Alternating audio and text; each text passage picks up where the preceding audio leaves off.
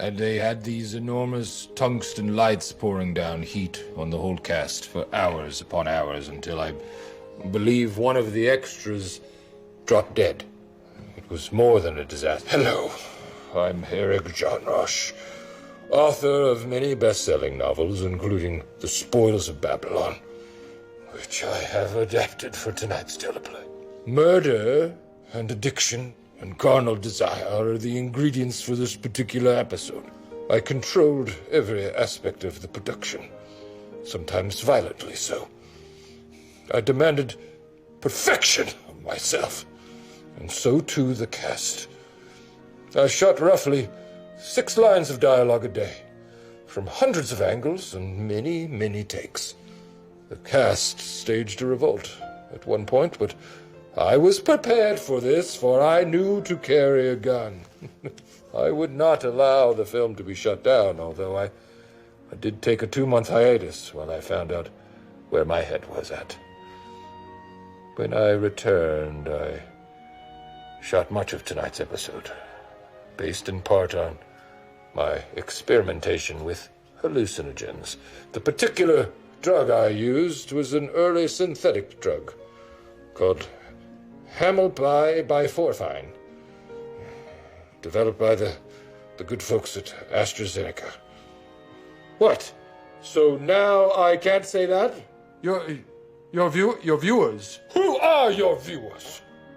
Who's watching this garbage? What is going on? Not only here, but generally speaking. I'm especially proud of the acting in tonight's installment. I hope you will agree. I hope you will agree. That doesn't seem right at all. Why am I hoping that they will agree? Previously on The Spoils of Babylon. My name is Devin Morehouse. My story is an epic one. It's been so long since you kissed me. Don't you wanna? What does it mean? It means war, Cynthia. I'm joining up. Morehouse, the squadron leader. I'm taking enemy fire. Devin, something's wrong. It's unlikely any man could survive that kind of burning destruction. Welcome home, son. I want to introduce you to the new Mrs. Devin Morehouse, Lady Ann York. It looks like a carburetor. It runs on steam. I get 200 miles a gallon with this. No one must know about this until we are ready. Devin will be mine. And not as my brother, but as my lover. This is my life, or what remains of it.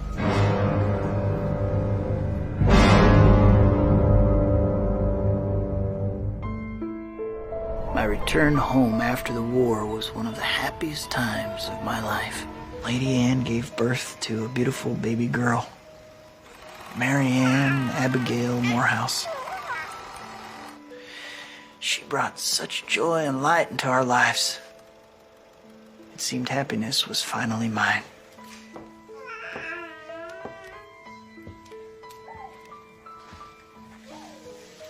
Oh, there you are. Have you been hiding from me? Thank you so much for your hospitality.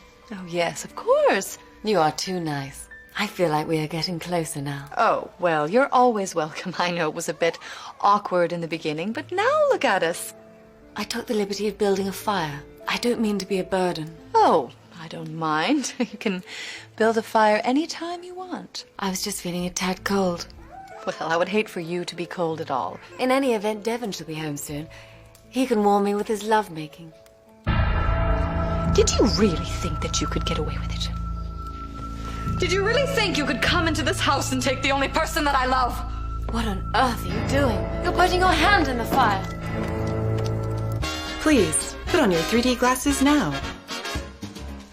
What are you doing with that fire? It's coming right at me.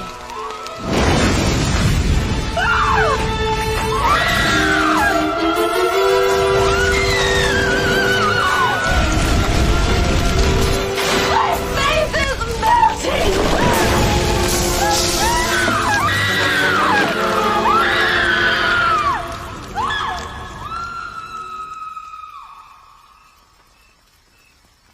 She's dead. Lost. Everything is lost. She's gone. Devin! Oh, Cynthia. Lady Anne. My love, she's gone. I saved the child. How can I go on? I tried to tell her not to start a fire. I told her. She must have done it anyway. It makes no sense. See, fires are very dangerous. And not to be blunt, but it makes total sense scientifically, I mean. I'm all alone now. You have me. I still love you. Oh, she was my world. This head, this inanimate yet beautiful thing, I shall carry it forth like a badge of woe. A constant reminder of a world without hope, without love. Well, I love you. Without a dream! I am lost now, maybe forever. Cynthia, you keep the child. What? You raise her. I shall have only this head. Why don't we race her together? Together we can. No, I must wander the earth. My head and I. This compass Father gave me, I will no longer need it. But if you're wandering the world, isn't that when you need a compass? Isn't that kind of the point of the compass? It's for the child. Devin, you can't leave. Not with that head.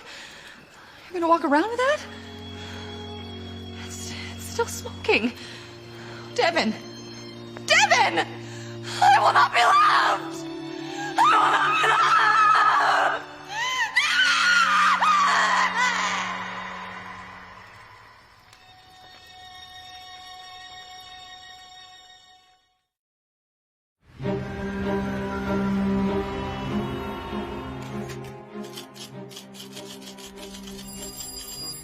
Cynthia, we need a decision. Will there be a merger? There will be no merger. Morehouse Conglomerated will be going at it alone. But Cynthia, really, with your father's illness getting worse, and Devin off running around the country, you can't possibly run this company alone. Be reasonable, Cynthia. You're a woman. It's too much for a woman to handle. You just don't have a head for figures. Gentlemen, the subject is closed. I have been running this business since the end of the war, and I will continue to run it until Devin returns or is found dead. Let's face it, the war has been good to us. I believe the military will be expanding their need for oil.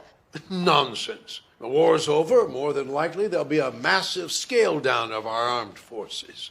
Well, I have it on some authority there will be a massive build up. What authority? Your woman's intuition? Gentlemen, this meeting is adjourned.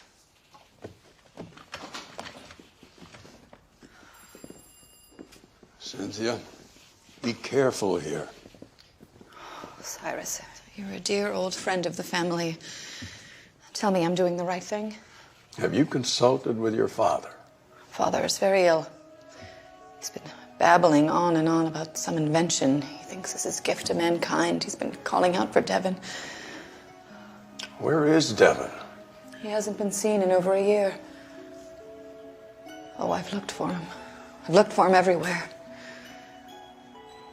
They say that when men return from the war, they become lost.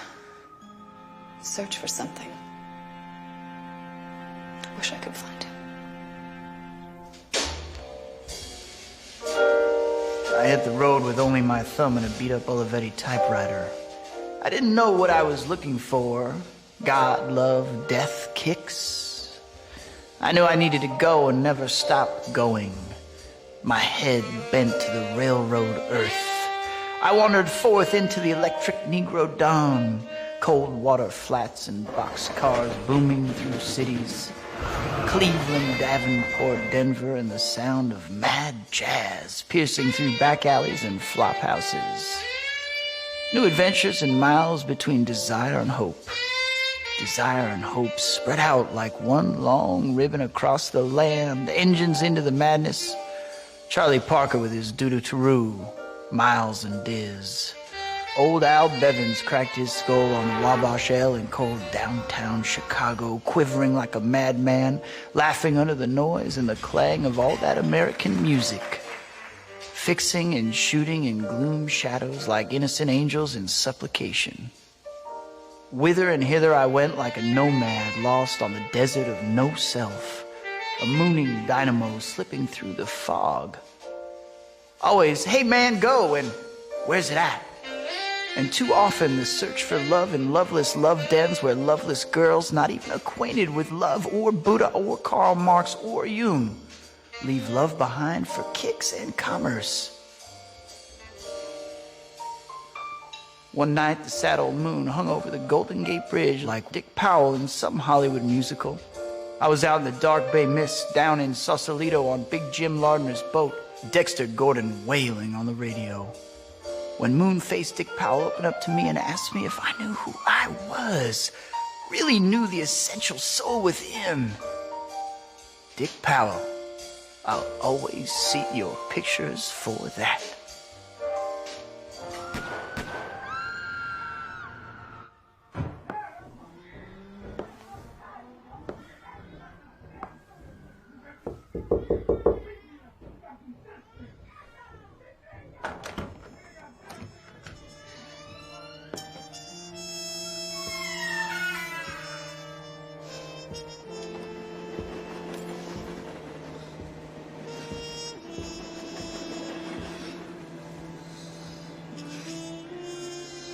Devin. Go away. Devin. Go away. Devin, it's Cynthia. Oh. Oh, hey, sis. What? Hey, you're right on time. I'm gonna wash my shoot up. Devin, what's wrong with you? Why haven't you written? Well, I've been busy. I got a habit now that takes up a lot of time. Devin, come home. Oh, will you make yourself useful and hand me that spoon over there? That spoon?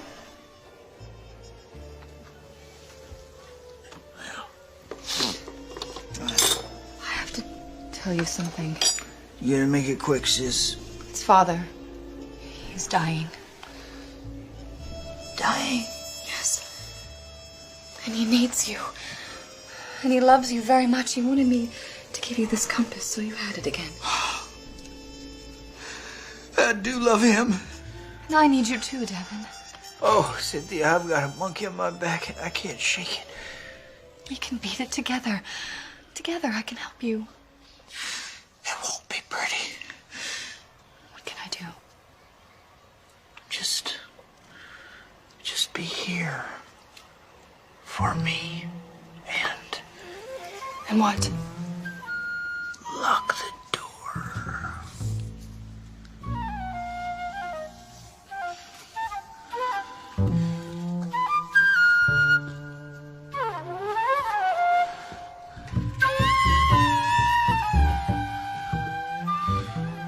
I'm scared, sister.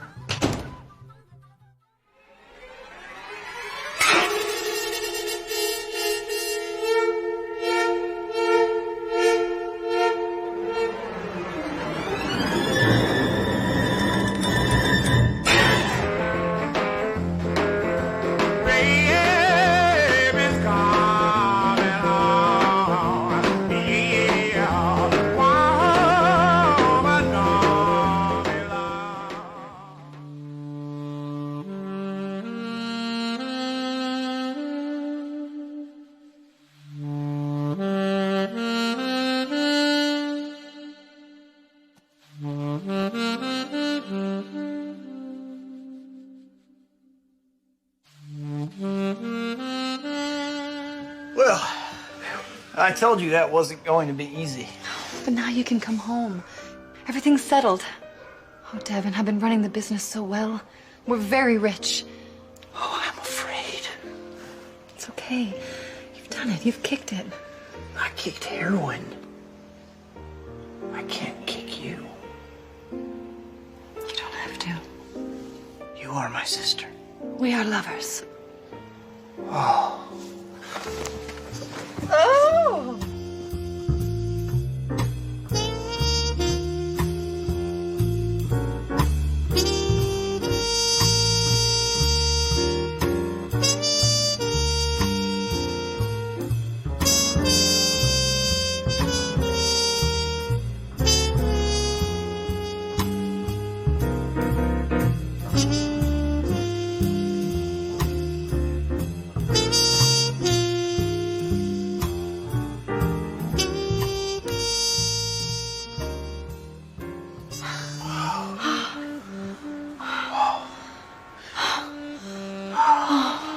was that wrong?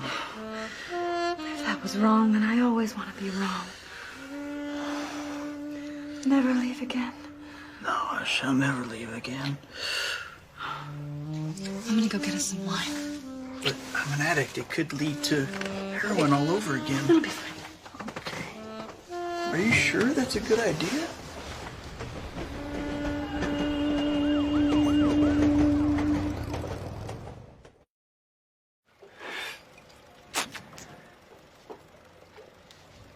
What is true happiness? After a lifetime of missing it, I had finally found it in Cynthia, my own sister. Our love was forbidden by man, but sanctioned by the angels. We deserved our share of love, but could we keep it? Stop here, Devin. I want to talk to you about something. Oh, anything, Father. I'm dying, Devin. Not so fast, old man. We still have big plans. No, I'm dying. We don't have any time for plans. I'm dying. You stop it, you kidder. No joke, I'm dying, for sure. Yeah, well, we're all dying. No, seriously, I am dying. Yeah, me too. No, it's not a joke. No, I'm dying. I'm serious. Son, I'm seriously joking with you. I'm telling you that I'm dying. I love how you keep going. Ouch.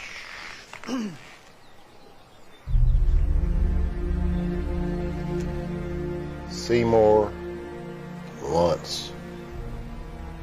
The man who was working on the carburetor?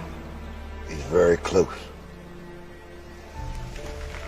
You must not tell anyone. His invention will change after. The oil companies, my company, will be ruined.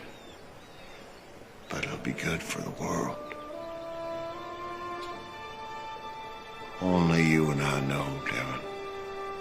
Well, that's pretty expository.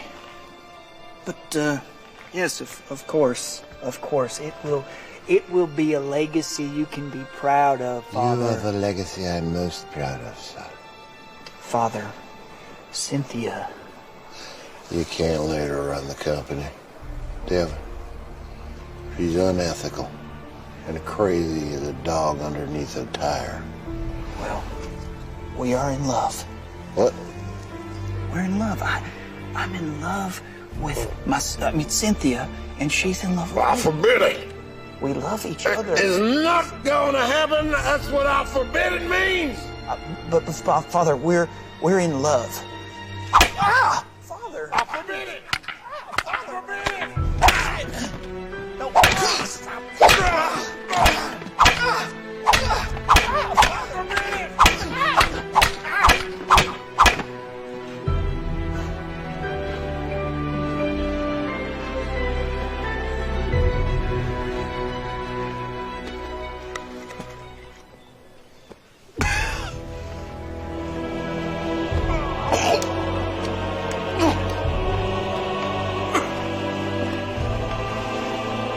Are you okay?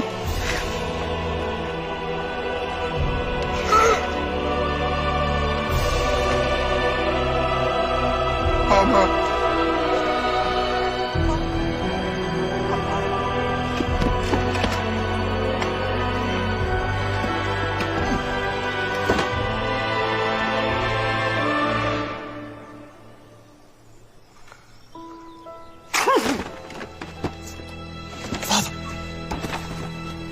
Papa?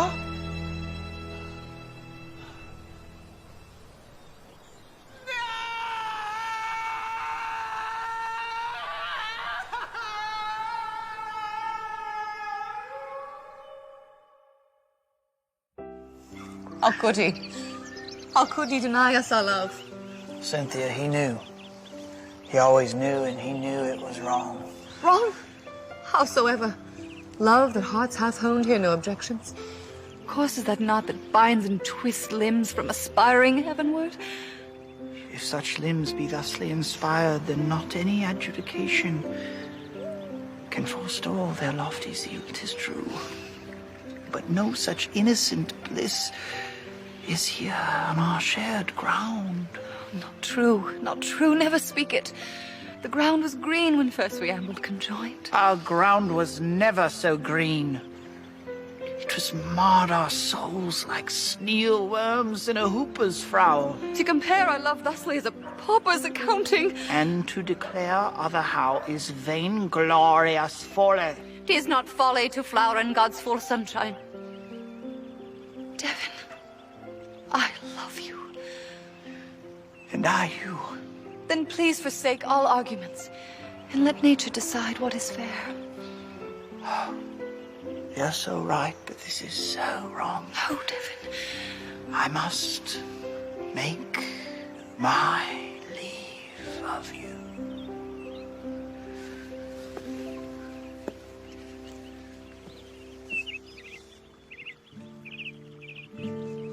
Come near, my love, in a bower of clover. When I away from under and over,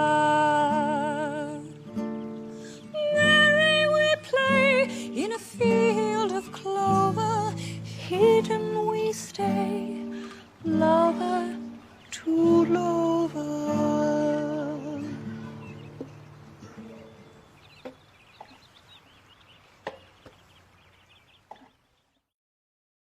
There it is, another ending. Fear not, there is more to come next time. More story, more music, more gaiety and color. For isn't that what moves us? The excitement of life, the thrill of being bitten by a snake? Isn't there something in the mystery of many particles forever dancing in the chaos of our vision? You don't even know what I'm talking about, so shut your mouth. How old are you? What? 22? It's not even an age. Stop lying to me. I have no intention of continuing on. No, I'm done. I'm through for the day. I, for one, have read my contract.